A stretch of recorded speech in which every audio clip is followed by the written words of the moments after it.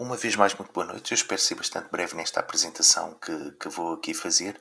Relativamente ao tema, é um tema simples, no fundo, responder à questão quem é António Costa, ou pelo menos o que é que foi a sua governação. Não se pode propriamente dizer que António Costa tenha sido um político, mas não o foi. Ele esteve no poder desde 2015 e, na maior parte do seu tempo, se recusou sempre a comentar temas internacionais. Só o fez quando foi obrigado, pela Covid e depois pela guerra na Ucrânia. Não é uma pessoa que tenha dedicado à política internacional o seu tempo, muito menos parecer ter algum tipo de pensamento geopolítico, geoestratégico, que aliás já vem sendo o hábito com a honrosa exceção de Durão Barroso. Praticamente todos os primeiros ministros ignoram por completo a política internacional, a diplomacia, não aprofundam essa matéria, limitam-se a comentar leis que foram aprovadas pelo Parlamento ou pequenas medidas que foram tomadas pelos ministérios e ficam por aí, depois dedicam-se à pequena política partidária. Pelo menos nisso, o Primeiro-Ministro manteve um distanciamento de comentar a pequena política, em que Carlos César claramente é rei e imperador desses temas de pequena política. Agora, relativamente, nós tivemos a exceção de Durão Barroso, não é? Esse era um primeiro-ministro diferente, não é? Foi um primeiro-ministro que se dedicou praticamente à política e era alguém que conhecia a história da Europa, conhecia as suas instituições, como é que elas funcionavam, e claramente fez política no sentido mais com as letras grandes, como costuma dizer. Teve aquele célebre caso que não lhe correu nada bem da Cimeira das Lajes, em que acabou por participar numa farsa e a princípio aceitou que houvesse armas químicas no Iraque, pois na realidade veio a verificar-se que era mentira. Mas na realidade foi o primeiro-ministro, foi Durão Barroso, que fez mais ou menos grande política. O Partido Socialista tem outro tipo de primeiros ministros com outro tipo de perfil, não é? Eles querem ser vistos como estrategas. Mas na realidade a estratégia deles é uma espécie de promiscuidade entre o poder político e os empresários, não é? Em que o poder político acaba por servir como facilitador do mundo dos negócios e dos empresários. Agora, essa ausência de distanciamento entre a política e os negócios é, na minha opinião, maléfica para o PS. Foi essa ausência de distanciamento que praticamente embaraçou José Sócrates, não é? Porque ele ainda não foi julgado, mas praticamente todo o processo, aquilo que fica ou que deixa antever por trás é que houve ali, a determinada altura, José Sócrates facilitou as coisas, não é? E agora Costa, ao que parece, vai um pouco pelo mesmo caminho, não é? E os sintomas disso sentem-se em várias coisas, não é? Por exemplo, nós quando temos a nível de política, temos, por exemplo, concursos públicos para o lítio ou para o hidrogênio verde, concursos públicos feitos a nível nacional, isso já é um indicador, eventualmente, que as coisas nesses projetos vão ser resolvidas por cima e não por baixo, não é? Eu aqui espero não me enganar, porque acho que estes concursos públicos acho que foram organizados a nível nacional e não a nível das autarquias locais, e isso já é quase um sintoma que esses casos iriam ser resolvidos praticamente por cima, pela classe política. Portanto, esse distanciamento entre a política e os negócios, o PS, em minha opinião, não consegue fazer. E depois acaba por pagar o preço caro por esse envolvimento. Para além de mais, este primeiro-ministro António Costa ele teve um discurso do apocalipse climático, não é? E construía toda a sua visão da economia com base nesta premissa.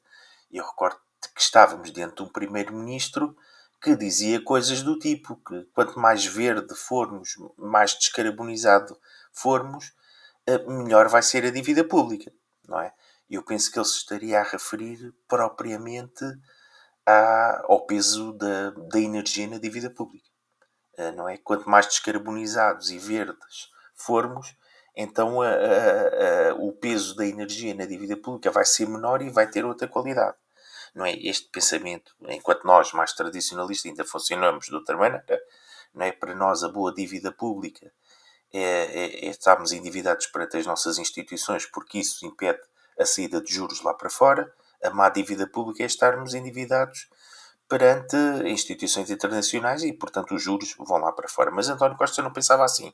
Pensava já com um pensamento mágico em que a descarbonização tinha influência no peso da dívida pública, no peso da energia na dívida pública, e quanto mais verde fôssemos, então também mais verde era a dívida da energia e o peso e a qualidade da dívida da energia na dívida pública.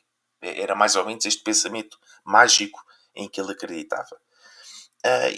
Portanto, ele anunciou o apocalipse climático, não é? E nisso, deixe-me dizer que esteve praticamente ao nível de Greta Thunberg, não é? Do mais woke que tivemos. Portanto, e depois as pessoas também não fiquem espantadas quando vemos grupos como o Climáximo, não é? Quando se tem um primeiro-ministro que anda a anunciar o apocalipse climático, quando temos uma imprensa histérica que faz acreditar que Portugal é um dos responsáveis por este apocalipse climático que estamos a viver, não é? E as coisas não são contextualizadas, não é? E que se faz acreditar os jovens, não é? Que vamos morrer todos, não é? E que Portugal ainda, se for mais verde que todos os outros, então ainda podemos salvar o mundo, não é? Eu estou a dizer isto com algum exagero, mas isto não esteve muito longe deste pensamento, não é? E depois não fiquem espantados que apareçam grupos como o Climáximo, não é? Vamos morrer todos e ninguém nos avisou. Portanto, isto é caricato. Relativamente ao PS, aos comportamentos que o PS teve, foi um partido nepótico, não é? Favoreceu os seus amigos, deu-lhes privilégios, alterou as leis de propósito para os favorecer e, na realidade, acabou por mentir a todos nós, ao povo português, não é? Talvez tenha sido os governos que vi também com o maior desprezo por questões da segurança dos portugueses. A facilidade com que liberalizou muita coisa e ofereceu a nacionalidade portuguesa ao desbarato, não só aos sefarditas, mas também por ter permitido que quem vem de fora para Portugal unicamente com uma promessa de emprego possa entrar, não é? Nisto favoreceu o Bloco de Esquerda, que foi o defensor desta medida. Aquilo, por exemplo, que se passou no portal do CEF, não é? Em que o portal do CEF cria um questionário que foi considerado ilegal pela União Europeia e que praticamente permitiu a entrada massificada de muitas pessoas do chamado Indostão, não é? Bangladesh, Índia, Paquistão, praticamente tiveram ali uma entrada massificada. A União Europeia considerou aquele questionário do CEF ilegal, não é? Aquilo também que se passou no TVDE, em que na realidade se permitiu que se prestasse um serviço público sem a obrigatoriedade de falar português, não é? E depois com o conjunto de comportamentos que daí advieram e algumas histórias que eu ouvi, sinceramente, são de ficar de cabelos em pé, não é? Pessoas que entram no TVDE, julgam que vão para um sítio e depois vão para o outro, não é?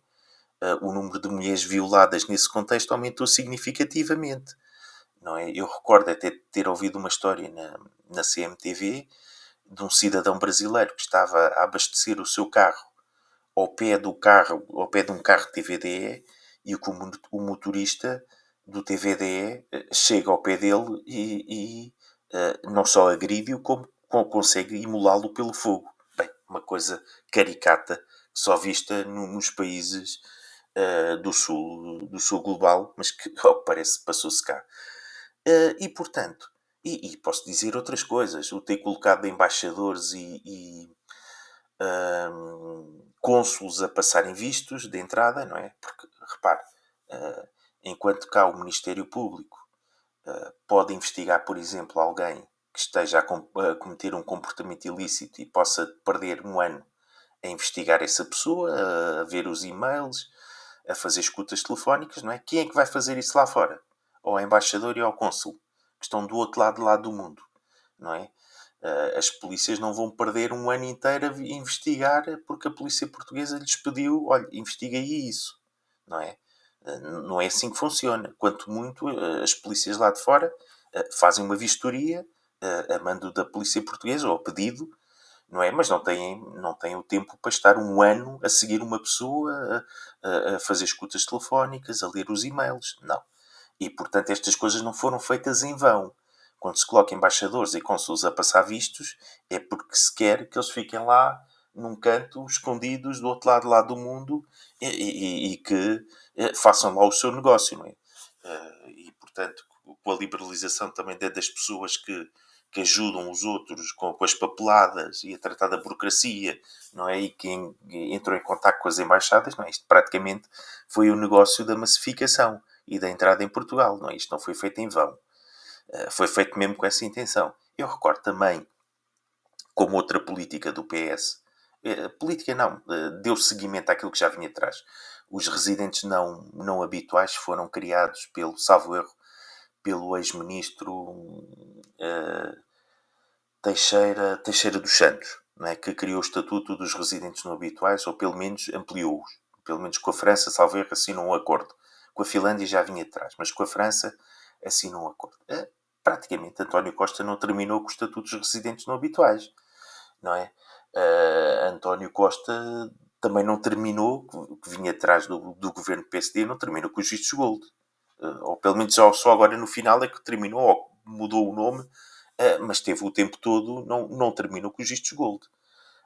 Criou o estatuto dos nómadas digitais. Portanto, tivemos diante de um primeiro-ministro que entende que devem existir quadros fiscais que atribuam isenções fiscais a determinado tipo de pessoas que venham lá de fora, e não teve nada importado com a questão da justiça da justiça fiscal, não é? Em que o cidadão português está no mesmo patamar e tem os mesmos direitos que o cidadão estrangeiro que vem lá de fora. Ele não teve nada preocupado com isto, não é?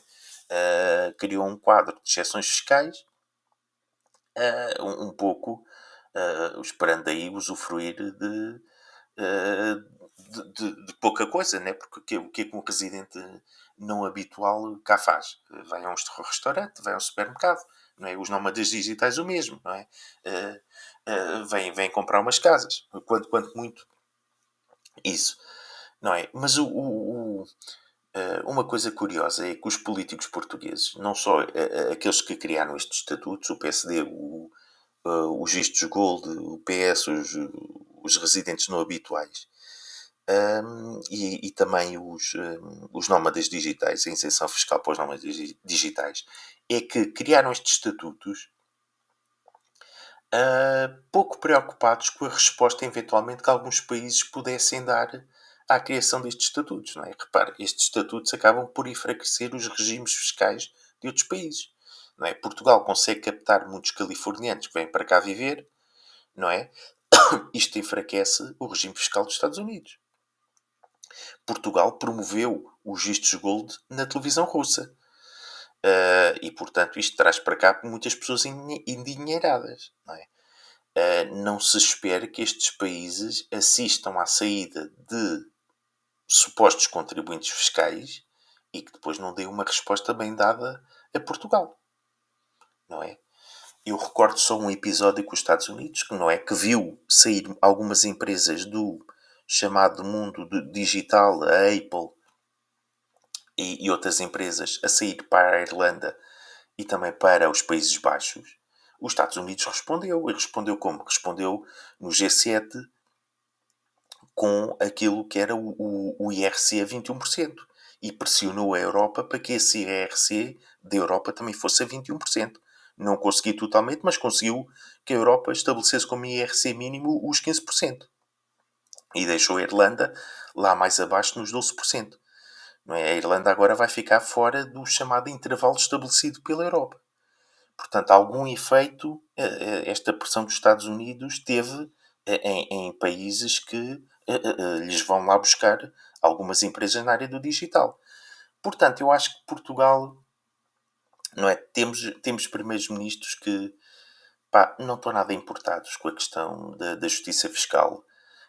Criaram exceções fiscais também para as empresas.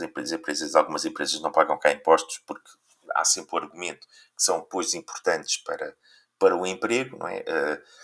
A Auto Europa não paga impostos, não é? Ao que parece, mas depois gera um conjunto de empregos e de empresas que gravitam à sua volta e, portanto, tudo isto se tolera porque tem um fator importante no emprego em determinada região e, portanto, já ninguém se importa que as empresas que venham de fora não paguem impostos.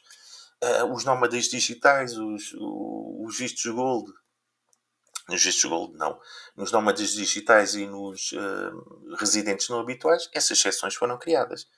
Não é? E tivemos primeiros-ministros praticamente indiferentes a estes estatutos que claramente não só menorizam os portugueses, como claramente são desiguais.